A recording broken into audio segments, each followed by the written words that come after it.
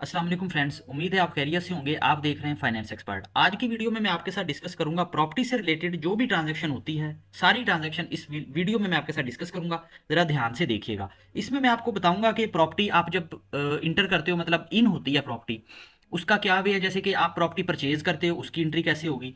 आपको प्रॉपर्टी जो है वो आप इंस्टॉलमेंट पे परचेज की आपने, उसकी कैसे आपने एंट्री करनी है।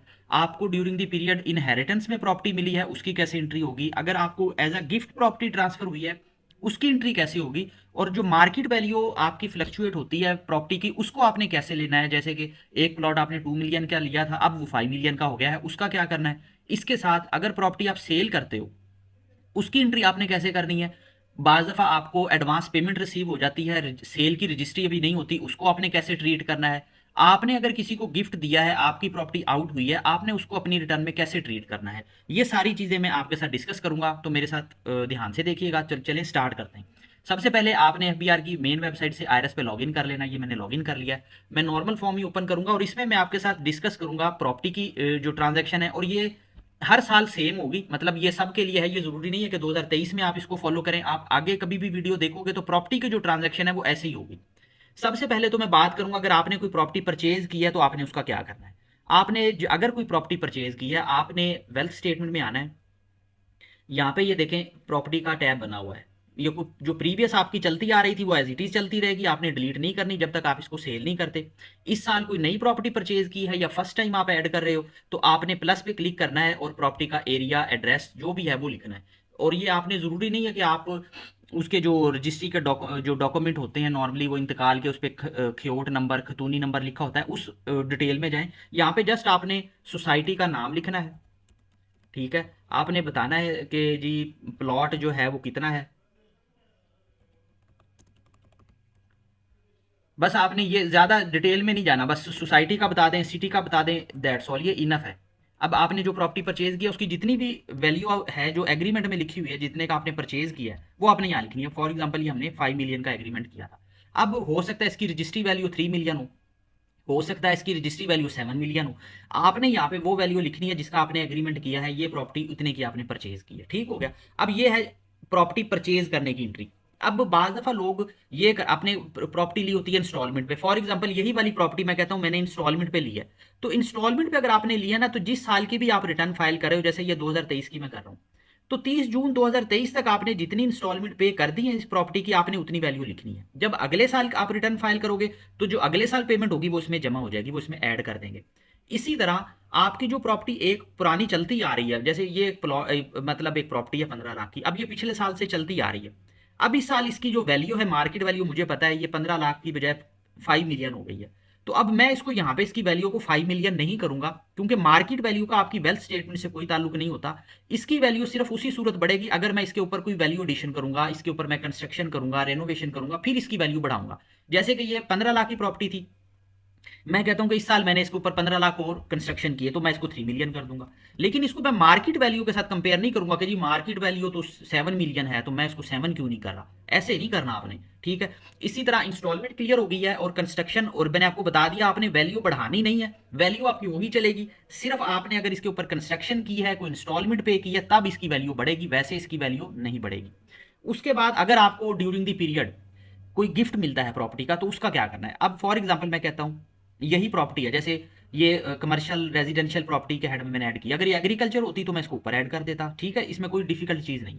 अब मैं सपोज कर रहा हूँ, फर्ज करता हूँ कि मुझे ये 5 मिलियन की जो प्रॉपर्टी है ये एज अ गिफ्ट मिली है। अब इसका क्या करना है। उसकी एक एंट्री तो यही होगी जो मैंने अब की है।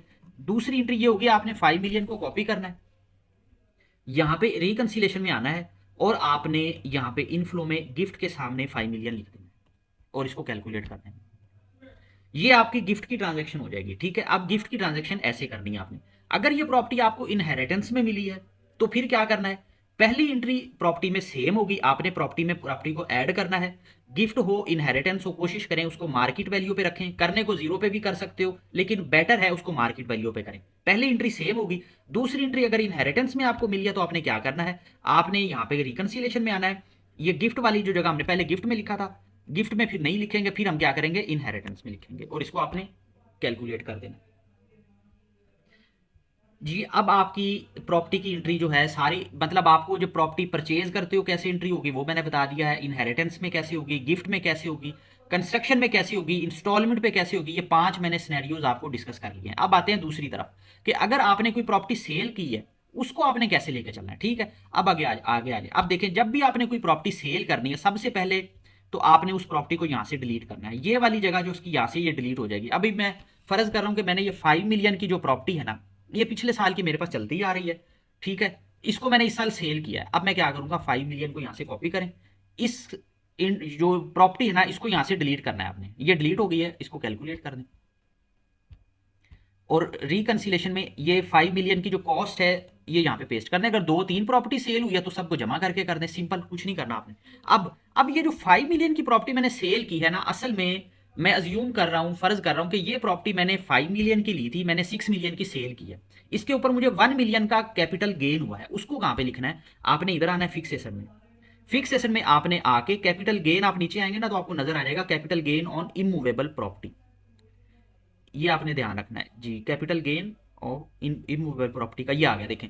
अब ये प्रॉपर्टी का कैपिटल गेन वो बता रहा है। अब यहाँ पे आपने सर्च करना है कि ये प्रॉपर्टी कितने साल आपने रखी थी, उसके मुताबिक आपने यहाँ पे उसका गेन उसी बॉक्स में ऐड करना है। ये देखें, अगर तो 1 साल से पहले पहले ही आपने बेच दी, मतलब इसी साल ली, इसी साल बेच दी, तो आपने यहाँ पे ऐड कर लेनी है। अगर आपने ली थी 2 साल से अभी कम टाइम हुआ है, 2 साल से ऊपर नहीं हुआ, तो यहाँ पे ऐड करना है। मैं सपोज करता हूँ कि यहाँ पे हमने 2 साल से भी ज़्यादा टाइम नहीं हुआ था, तो आपने यहाँ पे सेम वही करना है, बताना है कि वो प्लॉट है, फ्लैट है या घर है, कुछ भी है। ठीक है, मैं कहता हूँ जी प्लॉट है, मैं वही एड्रेस लिखूंगा जो मैंने पहले वेल्थ स्टेटमेंट में लिखा हुआ था, उसकी थोड़ी सी डिटेल बतानी है, ज़्यादा डिटेल में जाने की ज़रूरत नहीं है।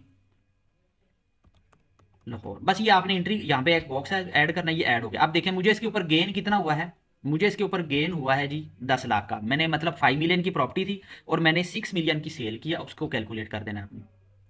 अब इसकी जो, अगर प्रॉपर्टी आप सेल करते हो और आपने 236C का टैक्स पे किया है at the time of registry, वो आपने कहाँ पे शो करना है, वो आपने एडजस्टेबल में आना है।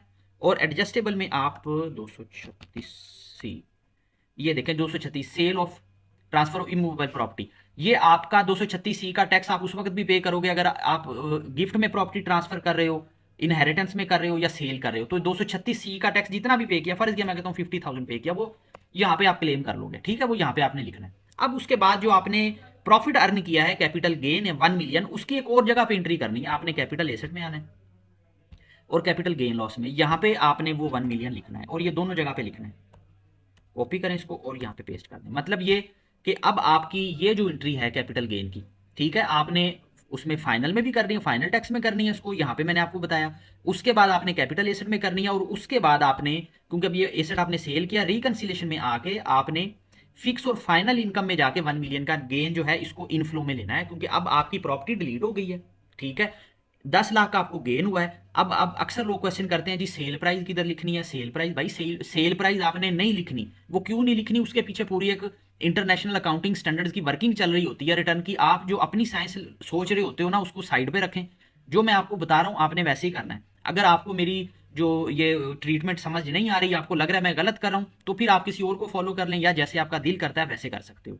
ये जो भी गेन है आपका, ये आपने यहाँ पे लिखना है। अब जरूरी नहीं है कि फाइनल में आपको कि जी अगर प्रॉपर्टी का गेन आ गया है, अगर इसमें प्रॉपर्टी का गेन आ गया है तो फाइनल टैक्स में अगर आपका बैंक से प्रॉफिट आ रहा है तो वो नहीं आ सकता, वो भी आएगा। फाइनल टैक्स की सारी इनकम इसमें जमा हो जाएगी। लेकिन अब आपको पता है कि 1 मिलियन प्रॉपर्टी का इसमें प्रॉफिट है, जो 5 लाख इसमें बैंक का प्रॉफिट है, या क्या आपको डिविडेंड आ रहा है या कैपिटल गेन आपको उससे स्टॉक मार्केट से आ रहा है, तो ये चीज़ें जमा हो जाएंगी। मैं यहाँ पे आपको जस्ट प्रॉपर्टी की एंट्री बता रहा हूँ ताकि वो आपका कंसेप्ट क्लियर हो।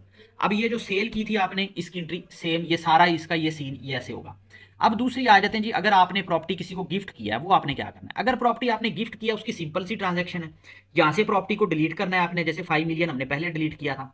उसके बाद आपने रिकंसिलेशन में आके यहाँ पे 5 मिलियन को लिख देना है। गिफ्ट अगर आपने किया है तो जाहिर आपने गिफ्ट किया, आपको ये वाला गेन यहाँ पे नहीं आएगा, इसको यहाँ से डिलीट कर देना। बाकी भी वो फाइनल टैक्स वाली जो हमने एंट्री की थी, मतलब गेन की, कैपिटल गेन की, वो यहाँ पे आपने नहीं करनी, क्योंकि गेन तो उस वक्त होगा ना जब आप सेल करोगे। देखेंगे ये 1 मिलियन की थी, मैं इसको डिलीट कर देता हूँ। मतलब अगर आपने गिफ्ट किया है तो फिर कैपिटल गेन का कंसेप्ट ही खत्म हो जाता है। कैपिटल गेन का तो मतलब होता है कि आपको प्रॉफिट हुआ है, तो गिफ्ट में तो किसी किस्म का प्रॉफिट नहीं, वो तो आपने एज अ गिफ्ट दी है, तो वो आपने यहाँ पे नहीं लिखना। उसके बाद अगर आपने, ये होता है कि जी आपको प्रॉपर्टी की पेमेंट, सबसे बड़ा मसला होता है कि एडवांस मिल गई है और लेकिन अभी तक प्रॉपर्टी आपने उसको ट्रांसफर नहीं की।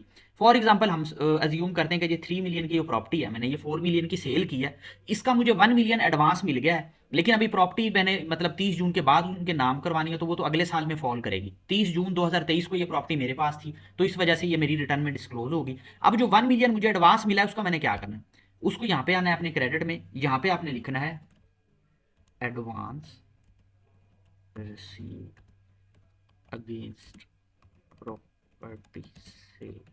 यहाँ पे प्रॉपर्टी का थोड़ा सा डिस्क्रिप्शन लिख दें आप, ठीक है, फ्रॉम मिस्टर ए CNIC, जिस बंदे से भी आपने ली है, ठीक है, जिस बंदे के साथ भी ट्रांजेक्शन चल रही है उसका ये CNIC नंबर लिख के यहाँ पे सबमिट करें, और यहाँ पे 1 मिलियन आप लाइबिलिटीज में बुक करोगे एज ए एडवांस, क्योंकि ये आपने एडवांस पेमेंट ली है। अब आपकी एडवांस पेमेंट भी खड़ी है और आपकी प्रॉपर्टी भी खड़ी है। अगले साल जब आपके पास पूरी 4 मिलियन की पेमेंट आ जाएगी, तो फिर ये प्रॉपर्टी भी यहाँ से डिलीट हो जाएगी, ये भी डिलीट कर देनी है आपने, और सेम ट्रांजेक्शन होगी, जो आपका कैपिटल गेन होगा वो आपने वहां पे उसको फाइनल टैक्स में भी लेके जाना है और कैपिटल एसेट के गेन में भी लेके जाना है। तो फ्रेंड्स, ये थी टोटल आपकी प्रॉपर्टी की एंट्रीज। इसमें मैंने कोशिश किया है कि मैंने छोटी सी वीडियो में मैं आपको सारी चीजें बता दूं। फिर भी कोई चीज समझ ना आए, आप मुझे कमेंट कर सकते हो, मैं इंशाल्लाह आपको आंसर करूंगा। अपना बहुत ज़्यादा ख्याल रखिएगा। वीडियो अच्छी लगे तो लाइक और शेयर जरूर कीजिएगा।